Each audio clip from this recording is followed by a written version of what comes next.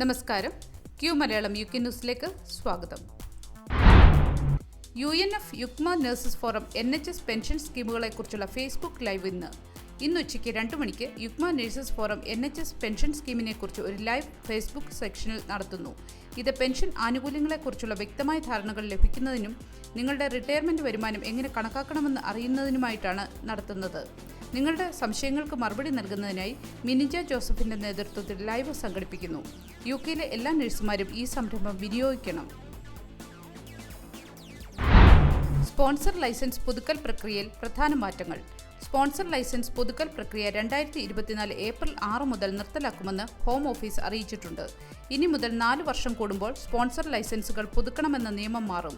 വിദേശ തൊഴിലാളികളെ കൂടെ നിർത്താൻ ധാരാളം പേപ്പർ വർക്കുകൾ നടത്തുകയും കനത്ത ഫീസ് അടയ്ക്കുകയും ചെയ്തിരുന്ന ബ്രിട്ടനിലെ തൊഴിൽ ഉടമകൾക്ക് ഏറെ ആശ്വാസകരമായ വാർത്തയാണ് ഹോം ഓഫീസിന്റെ പുതിയ പ്രഖ്യാപനം. വിദ്യാഭ്യാസ സ്ഥാപനങ്ങൾക്കും വിദേശ വിദ്യാർത്ഥികൾക്ക് പ്രവേശനം നൽകാൻ സ്പോൺസർ ലൈസൻസ് ആവശ്യമാണ്. ഈ നിയമം പ്രാബല്യത്തിൽ വന്നതിന് ശേഷം ലൈസൻസിന്റെ കാലാവധി തീരുന്ന തീയതി വന്നാൽ സ്വമേധയാ അത് അടുത്ത 10 വർഷത്തേക്ക് കൂടി പുതുക്കപ്പെടും. ഇതിനായി ഒന്നും തന്നെ ചെയ്യേണ്ടതില്ല. ഓട്ടോമാറ്റിക്കായി കാലാവധി നീട്ടി നൽകും. നേരത്തെ ലൈസൻസിന്റെ കാലാവധി തീരുന്നതിന് 90 ദിവസം മുൻപ് അത് പുതുക്കാനുള്ള അപേക്ഷ സമർപ്പിക്കേണ്ടതായിരുന്നു. അതിനായി £536 മുതൽ £1476 വരെ ഫീസ് നൽകുകയും വേണമായിരുന്നു. പുതുക്കലുകൾക്കുള്ള പ്രോസസ്സിംഗ് സമയം 8 ആഴ്ച വരെ നീണ്ടു നിൽക്കും. ലണ്ടൻ പള്ളിയിലുണ്ടായ വെടിവെപ്പിൽ കുറ്റക്കാരായ 4 പേർക്ക് ജയിൽ ശിക്ഷ. 2023 ജനുവരിയിൽ യൂസ്റ്റൺ സ്റ്റേഷന് സമീപമുള്ള സെന്റ് അലോഷ്യസ് പള്ളിയിൽ നടന്ന അനുസ്മരണ ശുശ്രൂഷയ്ക്ക് നേരെ ഉണ്ടായ വെടിവെപ്പിൽ 6 പേർക്ക് പരിക്കേറ്റിരുന്നു. പരിക്കേറ്റവരിൽ 4 പേർ സ്ത്രീകളും 2 പേർ പെൺകുട്ടികളുമാണ്.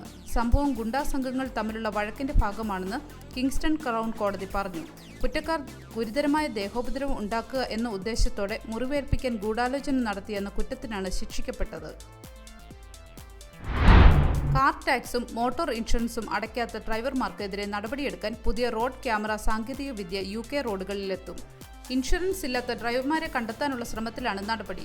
DVLA, DVSA, MIB ഡേറ്റ സെറ്റുകളിൽ നിന്നുള്ള ഡേറ്റ സമാഹരിച്ച് ആയിരക്കണക്കിന് വാഹനങ്ങളുടെ ലിസ്റ്റ് പോലീസ് സൂക്ഷിക്കുന്നതായി കേസ് സ്റ്റഡി പറയുന്നു. ഓപ്പറേഷൻ ട്യൂട്ട്ലേജ് എന്ന് വിളിക്കുന്ന മോട്ടോർ ഇൻഷുറൻസ് ഡേറ്റ വിവരങ്ങൾക്കൊപ്പം ഓട്ടോമാറ്റിക് നമ്പർ പ്ലേറ്റ് റെക്കഗ്നേഷനുമായി താരതമ്യം ചെയ്യും.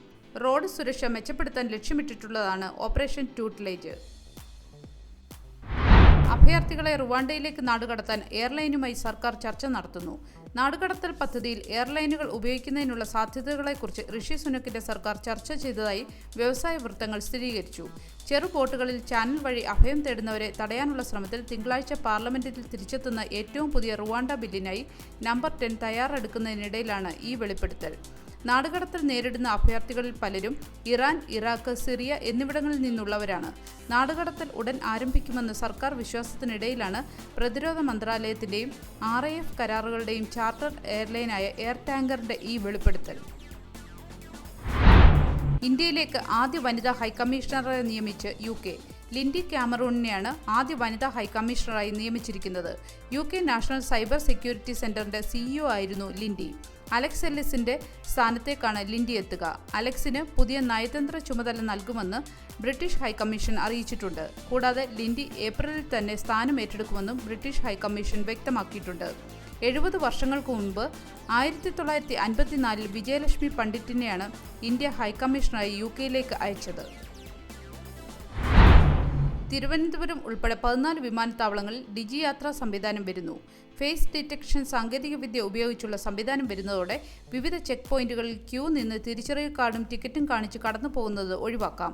ഫോണിലെ ഡിജി യാത്ര ആപ്പിൽ ബോർഡിംഗ് പാസ് അപ്ലോഡ് ചെയ്യുന്നതോടെ ഡിജി യാത്ര പ്രവേശന കവാടത്തിലെ ക്യാമറ മുഖം തിരിച്ചറിയുകയും തടസ്സങ്ങളില്ലാതെ മുന്നോട്ട് പോവുകയും ചെയ്യാം. സുരക്ഷാ ഉദ്യോഗസ്ഥരുടെ പരിശോധന ബാഗേജ് ചെക്കിംഗ് സമയത്ത് മാത്രമേ ഉണ്ടാകൂ.